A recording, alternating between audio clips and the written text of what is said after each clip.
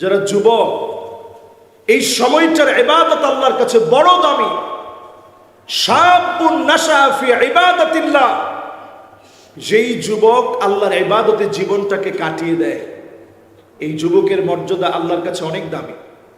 যুবক লিখতে মাত্র 3টি বর্ণ লাগে, কিন্তু এই 3টি বর্ণের শব্দটা এতটা উদ্দীপনা জাগ্রত করে, এতটা শক্তিশালী এক শব্দ। যুবক এটা বলতে যেমন সহজ, একজন যুবক অনেক কিছু পারে। আমি এই কথা নিশ্চিত হয়ে বলতে পারি, অনেকগুলো বছর পর এই সুন্দরতম আয়োজনে আজকে আমরা মিলিত হতে পেরেছি। আল্লাহ তাআলা এই সুযোগটা আমাদেরকে করে দিয়েছেন। আমরা শুকরগুজারি আদায় করি, সকলে পড়ি কালিমাতুশ শুকর আলহামদুলিল্লাহ। আমাকে বিষয় দেওয়া হয়েছে যুবকদের একমাত্র আদর্শ নবী করিম সাল্লাল্লাহু আলাইহি ওয়াসাল্লাম।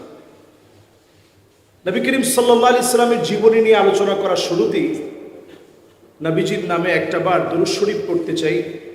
সকলে পড়ি মুহাম্মাদুর রাসূলুল্লাহ সাল্লাল্লাহু আলাইহি ওয়াসাল্লাম। এমন এক রাসূলের জীবনী নিয়ে আমরা কথা বলতে চাই, যে রাসূলকে জীবনে কোনোদিন আমি দেখিনি, যে রাসূল তিনিও আমাকে কোনোদিন দেখেনি, কিন্তু আমার যে মায়ার জায়গা, রাসূলের মায়ার জায়গাটা এর চাইতে কত গুণ বেশি ছিল। রাসূল করিম সাল্লাল্লাহু আলাইহি ওয়াসাল্লাম বলতেন, ওয়াদিত্তু লাউ রাআইনা ইখওয়ানানা, আমার খুব মনে চায় যদি আমার ভাইগুলাকে আমি দেখতে পেতাম। সাহাবায়ে কেরাম প্রশ্ন করলেন, ইয়া রাসূলুল্লাহ আলাসনা ইখওয়ানুক, আমরা কি আপনার ভাই নই? যেই সাহাবায়ে কেরাম নবীজির জন্য জীবন দিতে পারে, যেই সাহাবায়ে কেরাম নবীজির জন্য জীবনটাকে বিলিয়ে দিতে পারে, নবীজির সামনে এসে যে সাহাবায়ে কেরাম বলতেন, ফিদাকা আবি ওয়া উম্মি ইয়া রাসূলুল্লাহ, নবী আপনার কাছে আমার জীবন কোরবান হয়ে যাক, মা বাপ কোরবান হয়ে যাক। সে রাসূলের সামনে সাহাবায়ে কেরাম বললেন, ইয়া রাসূলুল্লাহ আমরা কি আপনার ভাই নই?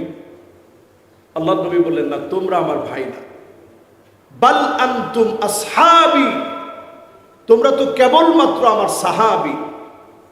আমার ভাই হবে তারা মান আমানা বি ওয়া লাম ইয়ারানি, জীবনে কোনোদিন যারা আমাকে দেখেই নেই, না দেখে যারা ঈমান আনবে তারা হবে আমি নবীর ভাই। সুবহানাল্লাহ। আপনার সবচেয়ে সেরা মেধাবী মানুষ। যদি আমি এখন আপনাদেরকে প্রশ্ন করি, নবীজি সবচেয়ে আদর করে ভাই বলে কাদেরকে বললেন? সম্বোধন কাদেরকে করলেন? আমাদেরকে করলেন। এই জন্য অনেক পরে আসার পরেও নবীজির প্রতি আমাদের ভালোবাসার জায়গাটা এমন, আমরা এখনো নবীজিকে খুঁজে বেড়াই সুন্নাহর ভিতরে। জীবনের প্রত্যেকটা সাজে, প্রত্যেকটা কাজে রাসূলের সুন্নাহই যেন আমার জীবনের পাথেয়। নবীজি সাল্লাল্লাহু আলাইহি সাল্লামকে এইভাবে আমাদের জীবনে আমরা প্রত্যেকটা কাজে আমরা সাজিয়ে নিই। আমার রাসূল কিভাবে চলতেন, কিভাবে বলতেন। আজকে যেই যুবকরা আমাদের সামনে এখন বসা আছে, এই যুবকরা ছিলেন নবীজি সাল্লাল্লাহু আলাইহি সাল্লামের আগ্রহের কেন্দ্রবিন্দুতে। নবীজি সাল্লাল্লাহু আলাইহি সাল্লাম যুবকদেরকে এত বেশি আদর করতেন। নবীজি সাল্লাল্লাহু আলাইহি সাল্লাম সব সময় আদর করেন, নবীজি যুবকদেরকে সম্বোধন করতেন। নবীজির আদরের একজন সাহাবী ছিল, নাম ছিল রবিআ ইবনু কাব আল আসলামী।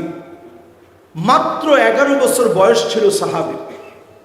আমাদের এখানে 11 বছর বয়স একজন আমরা নেই, সবাই আলহামদুলিল্লাহ আমরা 11-র চাইতে তো আলহামদুলিল্লাহ বেশি। কারো হয়তো 22 বছর, কারো 24, কারো 25, কারো 26, কারো 27।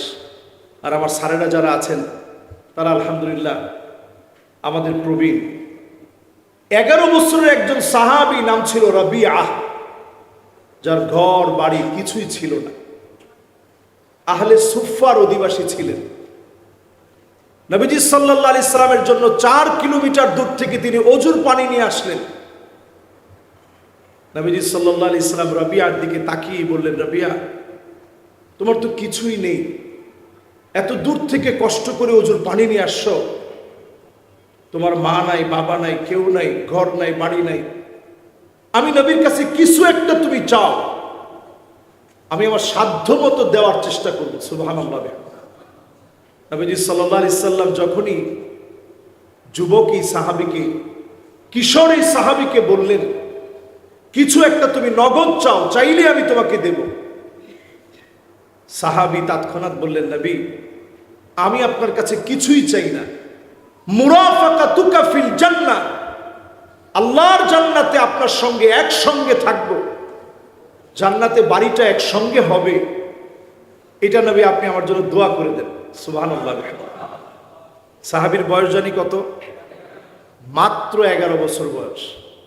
আর আমাদের 11 বছরের বাচ্চা যারা আছে, এদেরকে যদি এখন আমরা অফার করি যে তুমি কিছু একটা আমার কাছে চাও, প্রথম কি চাবে?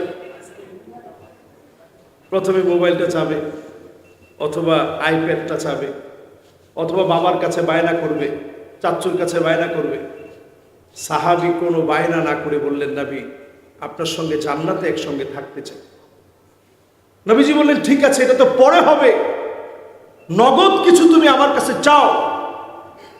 সাহাবী বললেন, নবী, নগদ আমার কিছু দরকার নেই, মুরাফাকাতুকা ফিল জান্নাহ, আপনার সঙ্গে জান্নাতে একসঙ্গে রফিক হব, সঙ্গী হব, এই দোয়াটা আপনি দুনিয়াতে বসে আমার জন্য করে দেন। সুবহানাল্লাহ। 4 কিলোমিটার দূর থেকে পানি নিয়ে আস, 2024-এ এসে এটা কল্পনা করা অনেক কঠিন যে সেই যুগে পানিটা কত কঠিন ছিল।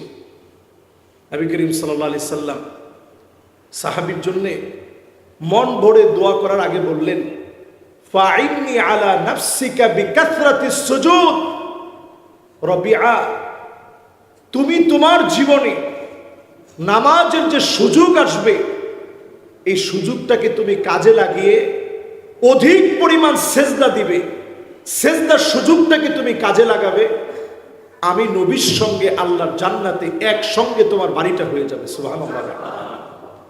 নবীজি এটা বলে আমাদেরকে বুঝিয়ে দিলেন, যুগে যুগে যারা আমার উম্মত আসবে, যারা যুবক, এই সময়টার ইবাদত আল্লাহর কাছে বড় দামি।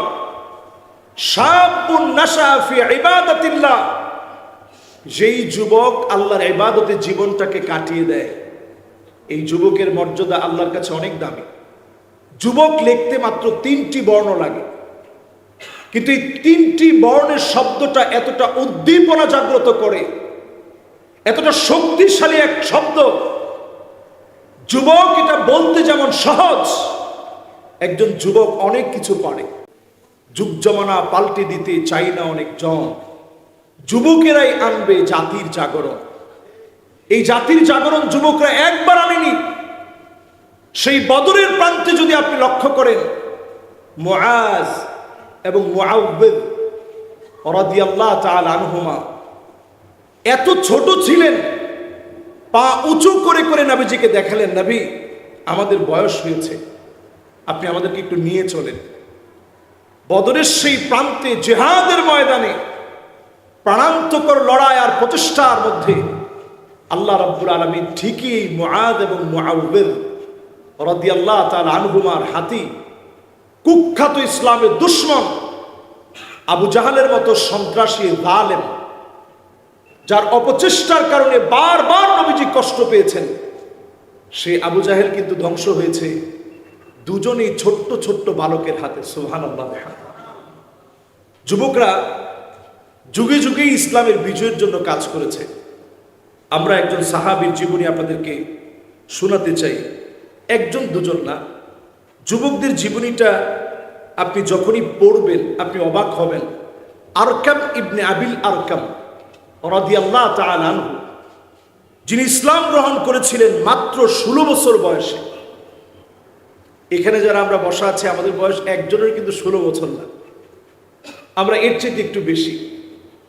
16 বছর বয়সে ইসলাম গ্রহণ করার পরেই ওনার বাড়িটাকে ইসলামের দুর্গ হিসাবে ঘোষণা করলেন।